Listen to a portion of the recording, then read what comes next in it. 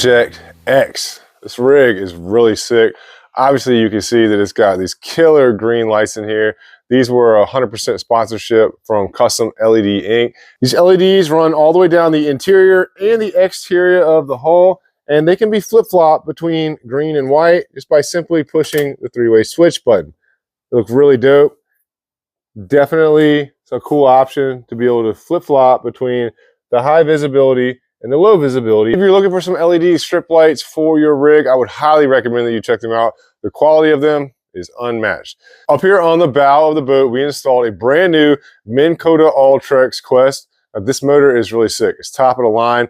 It's heavy duty. And the way that we hooked up the LVS 34 transducer on here for the live scope was with some of these parts we got from Ant Marine. These little clip-on pieces make it super nice. You don't have to worry about taping your cable up there or it getting caught in anything. It comes with pieces that go all the way across this trolling motor. Very well constructed, and I definitely recommend that you check them out too if you're looking for cable management options. They also have some other options too, like the puck we have up here and some other stuff in the back I'll show you in just a minute. But the way we hooked this thing up was really neat. I built a custom bracket for it up here to kick it off on the right angle, and it swings right past the dual graph bridge. And on this dual graph bridge, we're running the Garmin EchoMaps 102, and right underneath that, we've got the Humminbird Helix. This is a 10-inch graph as well. And the way they sit up there, it pairs up really nicely. This graph bridge on the side is my custom Trick 10s dual graph bridge. Now, I did update the cutout to the Trick 10s logo, and those are going to be coming for sale very shortly. We got all of this stuff powder coated in the lime neon green. It's one of my favorite powder coat colors that I have seen, and it just turned out really dope with the foot pedal tray and the graph bridge, and then obviously all the hatches are done in the same neon green. Now you got a good amount of space up here. Everything is tight quarters, so I've got everything nice and neat and tucked up in this front, so you got plenty of room to walk around in the boat and fish. Your foot pedal tray has a decent space on either side of that, and there's no hatches that are from here up into the boat. This is the only area in the boat besides the floor that doesn't have any hatches in it. But our first big hatch, which is also your large tackle storage hatch, is right behind this. And this one is on gas pistons.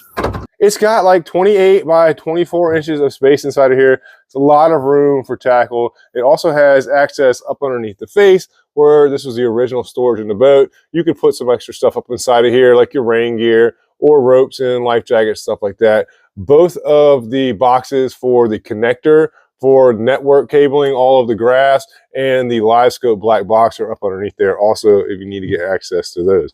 On either side of that, we have a symmetrical hatch. Now the one on this side, this one is a little bit deeper than the one on that side because that one sits in front of the rod locker. The rod locker runs right underneath that hatch, so that's like a shallow hatch, a couple inches deep, perfect for you to put your cell phone or your wallet, things of that nature in. From there back, we do have two big center hatches. Now, I did move the live well up to this hatch right here, and I think that the way this works out with the live well, it will be the perfect weight distribution for this size rig. You see here we've got like a 20-gallon, maybe 22-gallon live well right here. It's a big live well. It's got lights and stuff inside of it. It's got the flow right system in it, and this thing can hold a lot of fish. Right behind that hatch, we've got another big storage hatch. Now this hatch is about 16 by 30. This is basically just for extra tackle. So you got two gigantic tackle boxes right here. Lots of tackle can go into these hatches. Then we have another hatch on the side of these two, and this one's pretty cool because what I did with this was I split this hatch up into two separate sections. And the reasoning for that is because the live well being right here, this gives you access to the hoses and stuff in here, and it also gives you access to pull extra wires in here. Now this switch panel controls the live well lights, and it also controls a USB port that we put up on the front trolling motor bracket. It does have the live well timer in here too. This is a nice feature because all of these switches are enclosed inside of this hatch and out of the weather. On the other side, we have the big rod locker hatch. Now this hatch is pretty dope because I cut it back on a 45. I also incorporated the same cutback of this hatch into the actual deck itself and the side panel. This rod locker is big. It's 8 foot 2 inches long, and it is completely turfed. It has the white LED lights inside of it. It's definitely a big asset to this rig because I think that having it wide open without doing the rod tubes like you see in a lot of other John boat builds really gives you the feel of a full-size bass boat, and it gives you the ability to carry a whole lot more fishing rods inside of the rod locker. Right behind this rod locker, we've got a big storage area that's in the top of the side panel, followed up with a cup holder, and the CNC cut turf around that just makes this thing look amazing.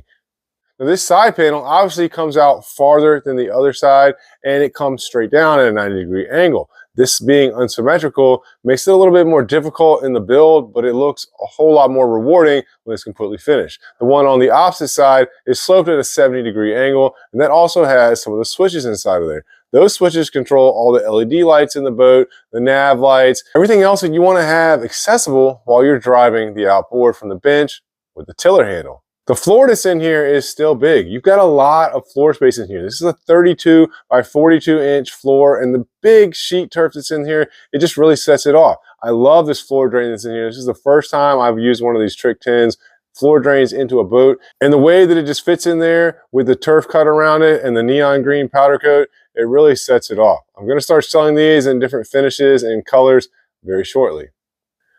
So that brings us into the rear deck. Now, this deck is still plenty big enough for you to have a backseat boater and fish tournaments with. The only part of this boat that we left in here was the rear bench, which went right across here. It incorporates both of these hatches right here. Now, inside of this bench, we obviously put a floor in here, did a lot of modifications.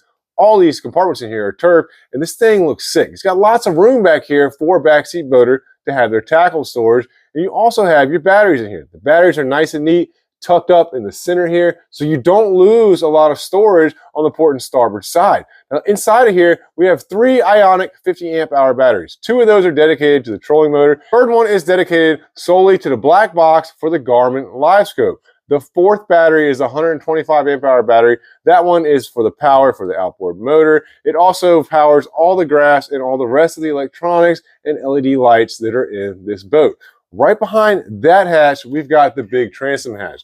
This hatch is pretty cool. The way this thing builds up here and finishes off this back, especially with this CNC cut turf, it looks sick. We've got a small opening back here. It looks aggressive with the cutout, and it's basically just big enough for the gas line to get through. Also, we have the power cable for the power tilt and trim. Definitely a sick upgrade. Inside of here, we've got a big open compartment. Now, on one side, we have our pump for the live well. We also have our 2 power cutoff switches. These are the main cutoff switches for everything in the rig. We've got a big 4-gang Ionic battery tender and charger inside of here. This is run up onto the side where we have it plugged in, where you can just hook up an extension cord and keep your batteries charged while it's not in use. We also have a pan on the side over here. This pan is a perfect size for the gas tank that's going to go in here. So everything is nice and neat. You still got a decent amount of storage back here in the transom.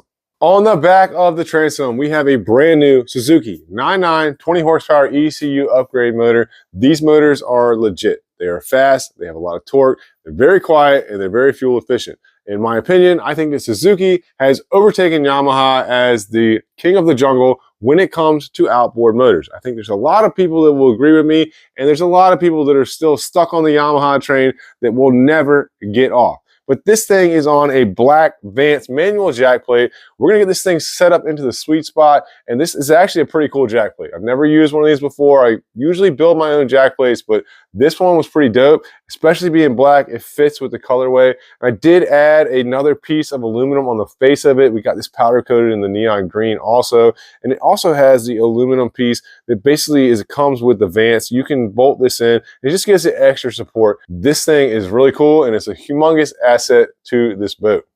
All right, so you've seen the inside of the boat. Now check out the outside of the boat. This wrap was put on here by AG Wraps. They killed this. They've done a bunch of boats for me, including Neptune and the Creature build and Poseidon. And they just made this thing way over the top. I had a lot to do with designing this thing, and the whole layout is just super sick. I mean, the whole theme build, it tells the story of the owner, and I was really hyped that they brought this whole thing together. The colorway with the neon green and the night vision, it just really brought it all together. The turf really sealed the deal. The turf was CNC cut by Ben LaRange at Southern Marine Coolers. If you guys are looking for some sweet cut turf, I would definitely suggest that you check him out. He does the finest work I have ever seen.